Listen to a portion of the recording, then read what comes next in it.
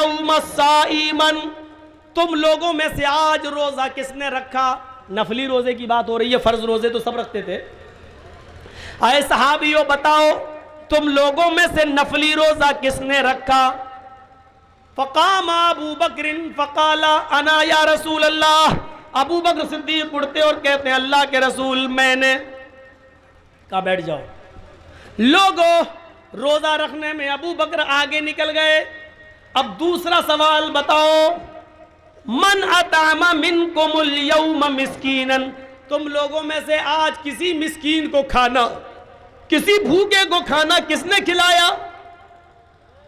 فقام ابو بکر فقال انا یا رسول اللہ، دوبارہ ابو بکر صدیق اٹھتے اور کہتے ہیں اے ابو بکر میں روزے سے تھا، میرے حصے کا کھانا بچا ہوا تھا، میں کھانا کھا نہیں سکتا تھا روزے کی حالت میں، اس لیے میرے دروازے پر ایک بھوکا آدمی آیا، مسکین آیا، میں نے اپنے حصے کا کھانا اس کو کھلا دیا۔ آپ نے کہا لوگوں ابو بکر کھانا کھلانے میں بھی آگے نکل گئے، بیٹھو۔ تیسرا سوال آپ نے پوچھا، من عاد منکم اليوم مریضا، آج تم لوگوں میں سے کسی مریض کی عیادت کرنے کون گیا؟ کیا تمہارے گاؤں میں تمہارے محلے میں کوئی مریض تھا، کوئی بیمار ہے جس کی عیادت تم نے کی ہو؟ فقام ابو بکر فقال انا یا رسول اللہ، تیسری بار بھی ابو بکر صدیق اٹھتے اور کہتے ہیں اے اللہ کے نبی میرے گاؤں میں فلاں فلاں بیمار تھا، آج میں اس کے گھر گیا اور اس کی عیادت کر کے آیا۔ آپ نے فرمایا لوگوں یہ تیسری نیکی بھی ابو بکر کے کھاتے میں گئی، یہ تیسرے کام میں بھی ابو بکر آگے نکل گئے۔ اے ابو بکر بیٹھ جاؤ۔ اب آخری سوال بتاؤ کون ہے جس نے یہ کام کیا ہو؟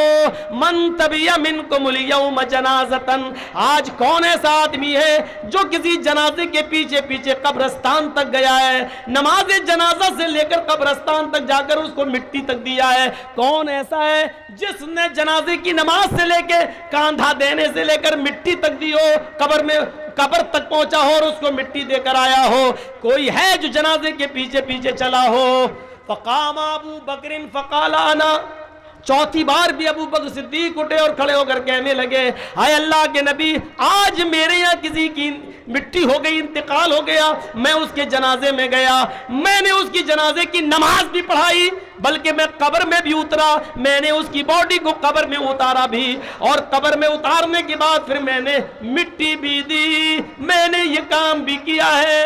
اب اللہ کے نبی کھڑے ہوتے ہیں اور فرماتے ہیں جس انسان کے اندر یہ چار خوبیاں ایک ہی دن میں جمع ہو جائیں، جس انسان کے اندر یہ چاروں خوبیاں جمع ہو جائیں، جو نفلی روزہ بھی رکھتا ہو، جو مسکین کو کھانا بھی کھلاتا ہو، جو مریض کی عیادت بھی کرتا ہو، اور جو جنازے کے پیچھے پیچھے چلتا ہو، وجبت علیہ الجنہ، اللہ رب العالمین ایسے شخص کے اوپر جنت کو واجب کر دیتا ہے، وہ آپ بھی جنت کے اندر جا کر رہے گا، ایسے شخص کو اللہ ہر حال میں جنت کے اندر داخل کرے گا۔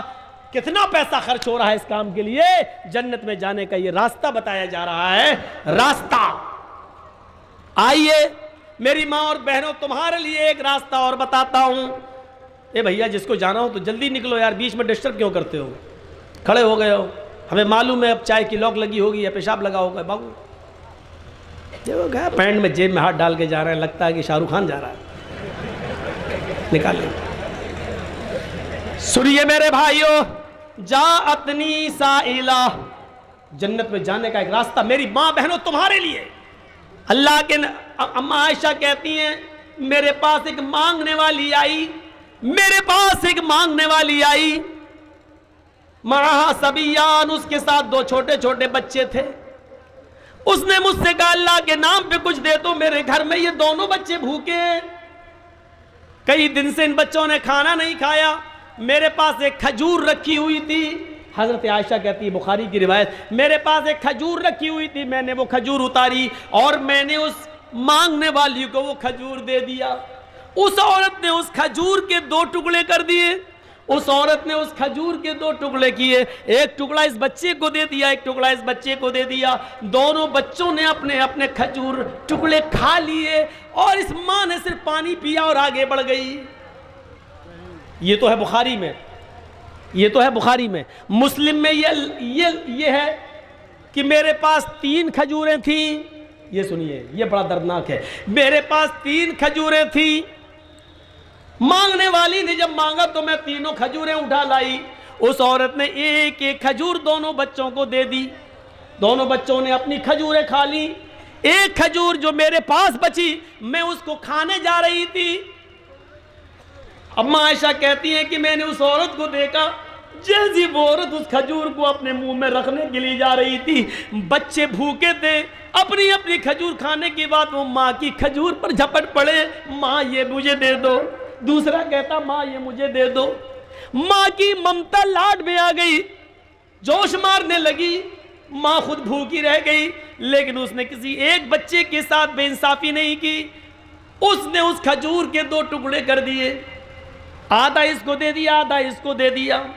مسلم میں 1 کھجور تو آدھا آدھا دے دیا، اور بخاری میں 1 کھجور تو آدھا آدھا دے دیا. اور مسلم کے اندر 3 کھجور تھے، ایک ایک دے دیا، ایک اپنے لیے رکھا. لیکن بچوں نے جب جھپٹا تو ماں نے اس کو بھی آدھا آدھا کر دیا، اور آدھا اس کو دے دیا، آدھا اس کو. یعنی بچوں کے حصے میں 1.5 کھجور آ گئی، اور ماں خود بھوکی رہ گئی. پانی پیا حضرت عائشہ نے دیا اور وہ چل دی.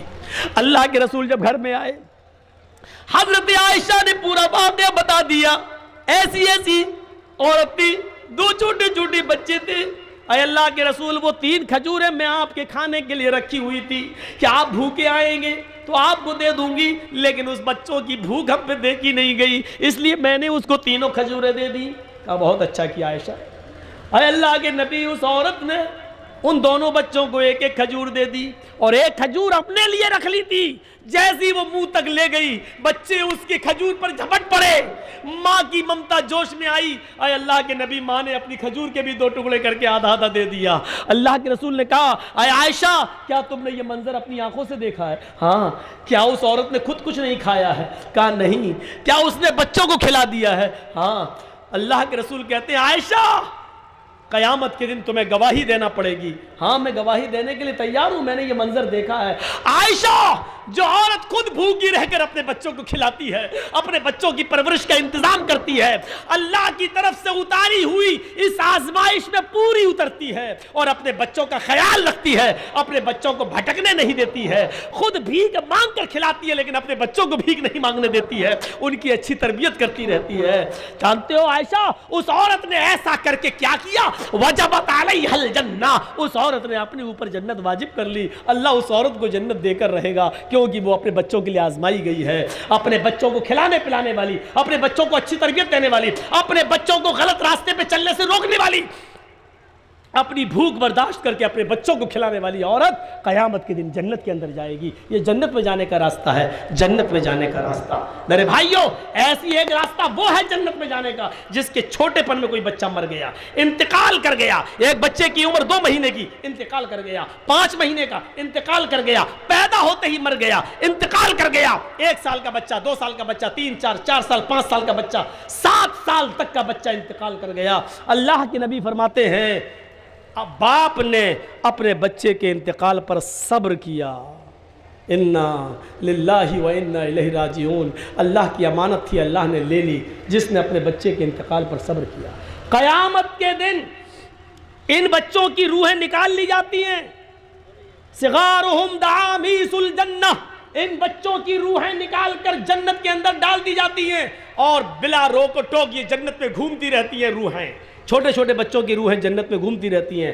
قیامت کے دن جب اللہ تعالیٰ ان کے ماں باپ سے حساب و کتاب لے گا تو بہت سے ماں باپ ایسے ہوں گے جو اپنے گناہوں کی پاداش میں جنت کے حقدار نہیں ہوں گے. اللہ تعالیٰ کا حکم ہوگا کہ ان کو جہنم میں پھینک دو. جب فرشتے ان کو جہنم میں لے جا رہے ہوں گے تو اللہ تعالیٰ کہے گا روک لو. اے فرشتوں روک لو. یہ وہ لوگ ہیں جن کے بچپن میں ہم نے چھوٹے چھوٹے بچے چھینے ہیں. کسی کا 1 سال کا، کسی کا 2 سال کا، کسی کا 4 سال کا، 5 سال کا، 6 سال کا، 7 سال کا. میں نے ان کے بچے چھینے. جاؤ اے فرشتوں، جنت سے ان بچوں کو لے کر آؤ. ان کو جہنم میں ڈالنے سے پہلے ان کی ملاقات ان کے بچوں سے کرا دو. ایک بار یہ حق بنتا ہے. دنیا میں یہ اپنے بچوں سے نہیں مل سکے، اور ان کے بچے ان کے اپنے ماں باپ سے نہیں مل سکے. یہاں ان کو ملا دو. جنت سے جیسی ان بچوں کو لایا جائے گا اور کہا جائے گا یہ تمہارے ماں باپ ہیں, تم اپنے ماں باپ سے مل لو. وہ بچے خوشی خوشی اپنے ماں باپ سے ملیں گے, کافی دیر تک اپنے ماں باپ سے باتیں کرتے رہیں گے. پھر حکم ہوگا ان بچوں کو جنت میں ڈال دو اور ان کے ماں باپ کو جہنم کے اندر لے جاؤ. جیسے ہی ان کے ماں باپ کو جہنم میں لے جانے کا حکم ہوگا, یہ کہیں گے اے فرشتوں میرے ماں باپ کو کہاں لے جا رہے ہو؟ فرشتے کہیں گے اے بچوں تمہارے رب کا حکم ہے کہ ان کو جہنم میں ڈال دو, کیونکہ یہ دنیا میں بہت بد عمل تھے, نیک کام نہ کیا کرتے تھے. ان کو جہنم میں ڈالا جائے گا.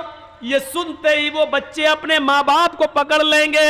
فَيَأْخُذُ بِنَاحِيَةِ ثَوْبِهِ, یہ بچے اپنے ماں باپ کے دامن کو پکڑ لیں گے. لَمْ يُفَارِقَهَا, پھر اس کو چھوڑیں گے نہیں. اپنے ماں باپ کا دامن پکڑ لیں گے اور اس کو چھوڑیں گے نہیں. کہیں گے اے اللہ یہ تیرا کیسا انصاف ہے, اے اللہ یہ تیرا کیسا نیائے ہے, اے اللہ یہ تیرا کیسا انصاف ہے. دنیا میں بھی تو نے مجھ سے میرے ماں باپ سے الگ رکھا, دنیا میں بھی تو نے مجھے میرے ماں باپ سے الگ رکھا, اور آخرت میں بھی تو مجھے میرے ماں باپ سے الگ کر رہا ہے. اے اللہ جب آخرت میں بھی مجھ سے میرے ماں باپ کو الگ کرنا تھا تو دنیا میں تو نے مجھ سے میرے ماں باپ سے الگ مجھے کیوں کیا؟ اے اللہ میں اتنا بد نصیب کیوں, نہ تو دنیا میں مجھے میرے ماں باپ ملے, نہ آخرت میں بھی مجھے میرے ماں باپ مل رہے ہیں. یہ کہتے ہوئے وہ بچے اپنے ماں باپ سے چپک جائیں گے, چمٹ جائیں گے اور کہیں گے نہیں اے اللہ میں اپنے ماں باپ کو جنت میں لے جا کر رہوں گا. اللہ رب العالمین کہے گا اے فرشتوں ان معصوم نونہال بچوں کی آرزوؤں کو اور تمناؤں کو میں نے پورا کر دیا ہے. جاؤ آئے چھوٹے چھوٹے بچوں تم اپنی تمنائیں لے کر آئے ہو, جاؤ تم اپنے اپنے ماں باپ کی انگلی پکڑو اور ان کو اپنے ساتھ جنت کے اندر لے کر جاؤ. میں نے تمہاری وجہ سے تمہارے ماں باپ کو بخش دیا ہے, تمہاری وجہ سے تمہارے ماں باپ کو جنت دے دی ہے. جاؤ اے بچوں اپنے ماں باپ کو جنت کے اندر لے جاؤ, ہاتھ پکڑ لو اپنے ماں باپ کا اور جنت میں لے جاؤ. لیکن کون سے بچے؟ جن بچوں کے انتقال پر جن کے ماں باپ نے صبر کیا ہوگا اور جن کی ماؤں نے صبر کیا ہوگا, گلے پھاڑ پھاڑ کے نہیں روئی ہوں گی, جاہلیت کے نعرے نہیں لگائے ہوں گے, الٹے سیدھے جملے نہیں بولے ہوں گے اور ماتم نہیں کیا ہوگا, نوحہ نہیں کیا ہوگا, گریبان چاک نہیں کیا ہوگا. ایسے ماں باپ کو بچہ جنت کے اندر لے جائے گا, ایسے ماں باپ کو بچہ جنت کے اندر لے جائے گا. یہ جنت میں جانے والے راستے تھے, اور بھی بہت سے راستے ہیں. میں نے تو ابھی شارٹ کٹ میں اتنے راستوں پہ میں چل سکا. 2 گھنٹے کی تقریر میں میرے بھائیوں کنٹینیو کئی راتیں جاگتے ہوئے ہو گئی, اس لیے اب میری ہمت آگے نہیں بڑھ پا رہی ہے. میرے بھائیوں جنت میں جانے کے راستوں میں سے ایک راستہ یہ بھی ہے کہ من بنا للہ مسجدا بنا اللہ لہ بیتا فی الجنہ, جو دنیا میں اللہ کے لیے مسجد بنائے گا اللہ اس کے لیے جنت میں گھر بنائے گا. یہ زکوٰۃ و خیرات صدقہ اور مدرسوں میں دان دینا یہ بھی جنت کے راستوں میں سے ایک راستہ ہے. میرے بھائیوں آپ آؤ اور بڑھ چڑھ کر مدارس اسلامیہ میں صدقہ خیرات زکوٰۃ دے کر اور جنت کا سرٹیفکیٹ لیجئے اور جنت کے حقدار بنیے. یہ جنت کے راستوں میں سے ایک راستے ہیں جانے کے. صدقہ و خیرات کرتے رہیے, زکوٰۃ دیتے رہیے اور مدارس اسلامیہ کی ذمہ داری کو سنبھالیے.